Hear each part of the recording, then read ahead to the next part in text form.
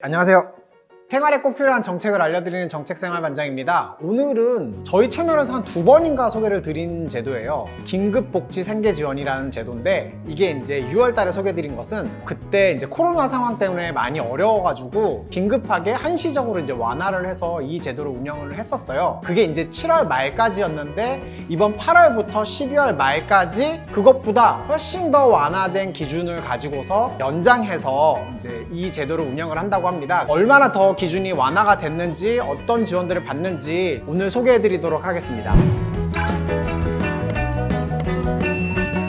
모르시는 분들도 있을 테니까 이제 이 제도를 간단하게 소개를 드리면은 갑작스럽게 위기에 처한 가구들이 있는데 이 가구를 지원하는 제도고요. 생계비, 그 다음에 의료비, 주거비 뭐 이런 것들을 바로 긴급하게 평금 복지를 하는 그런 제도고요. 4인 가족 기준으로 했을 때 그러니까 최대로 6개월까지 지원을 받을 수 있는데 최대 738만 원까지 받을 수 있는 복지제도입니다. 그럼 이제 완화했었는데 거기에다가 더 완화를 한 이 긴급복지 지원제도 바로 알아보도록 하겠습니다.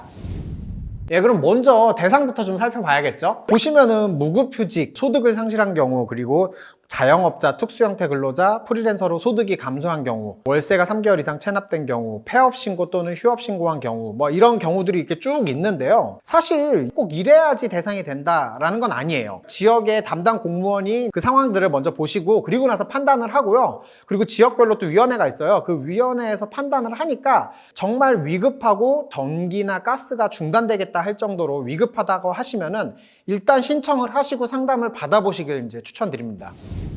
대상이 되신다고 하더라도 사실 이걸 다 받을 수 있는 건 아니에요. 바로 이제 지원 기준이 조금 있어요. 바로 이제 소득 기준이랑 재산 기준인데 특히 여기서 이제 이 재산 기준 때문에 사실 지금 위기에 처했다고 하더라도 못 받으시는 분들이 되게 많았어요. 근데 이번에 이 재산 기준을 이제 대폭 완화를 했어요. 먼저 이렇게 소득 기준을 좀 보면요. 이거는 기준 중위소득 75% 이하여야 돼요. 그래서 보시면은 1인 가구, 2인 가구, 3인 가구, 4인 가구 이렇게 있는데요. 대표적으로 4인 가구를 좀 보면은 356만 1881원. 이것보다 아래의 소득을 내고 계시다 하면은 이제 소득 기준에서는 부합하신다라고 생각을 하시면 될 것 같아요.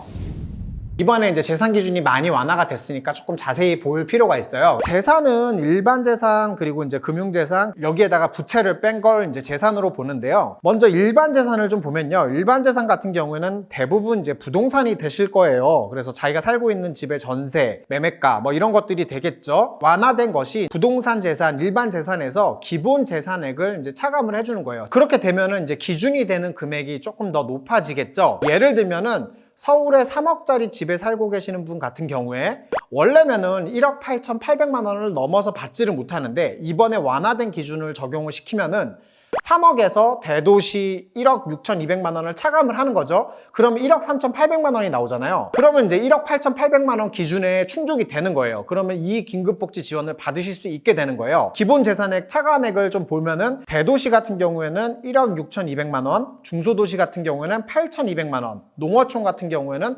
6,900만 원 이렇게 차감을 해준다라고 생각하시면 돼요. 그래서 결론적으로 보면은 대도시 같은 경우에는 3억 5천만 원, 중소도시 같은 경우에는 2억 원, 그리고 농어촌 같은 경우에는 1억 7천만 원. 이것보다 아래 부동산 재산을 가지고 계신다면 해당이 되신다고 보면 됩니다. 다음으로는 이제 금융재산인데 사실 금융재산이라고 하면 우리가 생각하는 그거예요.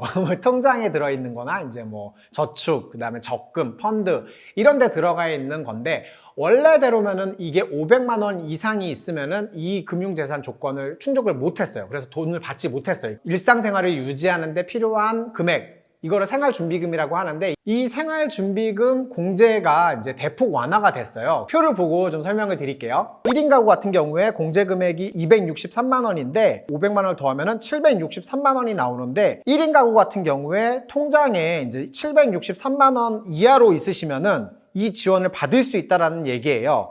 그래서 쭉 보시면은 2인 가구 같은 경우에는 938만 원, 4인 가구 같은 경우는 1,212만 원. 이 금액보다 금융재산이 적으시면은 이제 이 지원을 받을 수 있다라고 생각하시면 됩니다.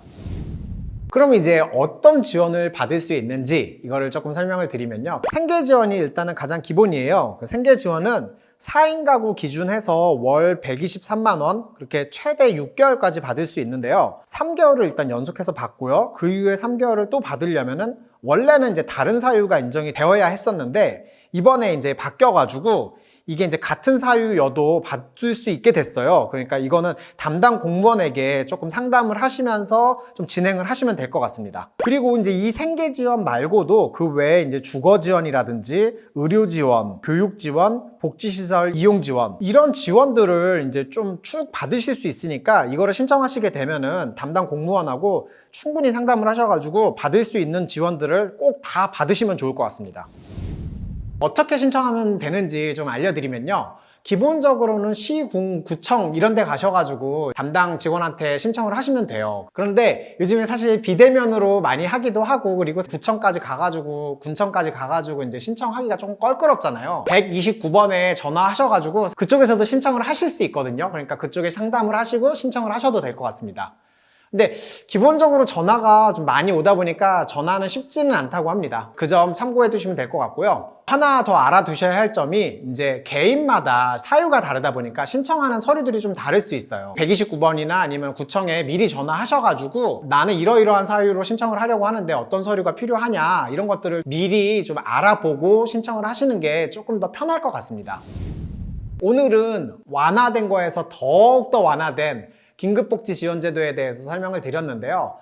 지금 상황 자체가 많이 어렵다 보니까 완화돼야 할 필요도 있었고 기간도 연장될 필요가 있었습니다. 8월부터 올해 말까지 이제 신청을 받는다고 하니까 꼭 해당이 되시는 분들 같은 경우에는 주저하지 마시고 꼭 신청을 하셨으면 좋겠고요. 이걸 상담을 받는 공무원들이 많이 이제 경무에 시달리시다 보니까 행정적으로 대하시는 분들이 있을 수 있어요. 근데 그럼에도 자기가 지금 위기 상황이고 어렵다고 하시면은 굴하지 마시고 꼭 신청을 하셨으면 좋겠습니다. 공무원분들도 어렵게 오신 분들이니까 많이들 그러고 계실 텐데 조금 더 그렇게 따뜻하게 진행해 주시면 좋을 것 같습니다. 오늘 이렇게 완화되고 더 완화된 긴급복지 지원제도에 대해서 설명을 드렸고요.